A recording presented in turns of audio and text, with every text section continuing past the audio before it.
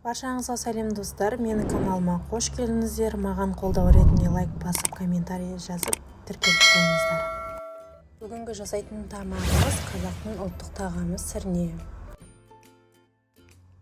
Алдымен етімізді турап аламыз. Менің таңдаған етім бұл қой еті.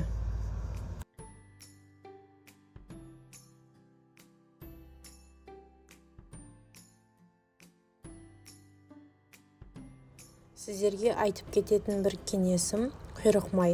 Құйрық майды қандай тамақ жасасаңыз да кішкене болса қоссаңыз, тамағыңыз өте дәмді болып шығады. Бізге сірнеге молдау құйрық май қажет. Осылай видеода көргендеріңізде жуан қылып турайсыздар. Сірнеге қосатын көкөністеріміз әр қайсысын сәбізді, картопты, тәтті бұрышымызды видеода көргендеріңіздей турап шығасыздар.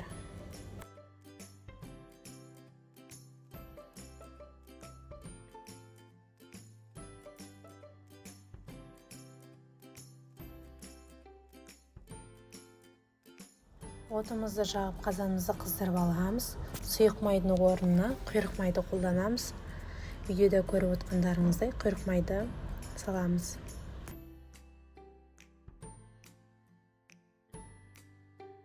Содан кейін тураған жуамызды, сәбізімізді саламыз. Ендігі сәбізден кейін етімізді салып шығамыз.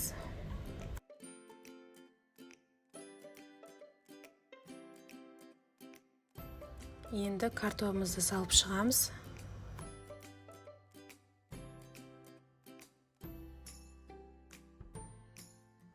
Тамағымыздың дәмін келтіру үшін тұз және дәмдеуіш қолданамыз. Картоптан кейін үстіне тәтті бұрышымызды салдық.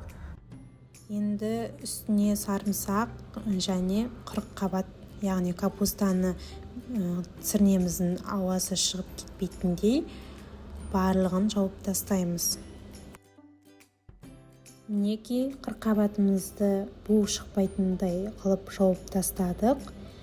Және де соя тұздығын қолдансаңыздар болады. Ол қатты маңызды емес, үй жағдайында болып жатса қолданыңыздар. Ендігі астына от салып, қақпағын жауып, оны піскенше ешқандай қақпағын ашпаймыз. Мінекей сірнеміз дайын болды. Ешқандай қиындығы жоқ. Қазақтың өте дәмді, тойымды ұлттық тағамы. Сіздерге ас болсын, маған лайк басып қолдау білдіріп кетіңіздер.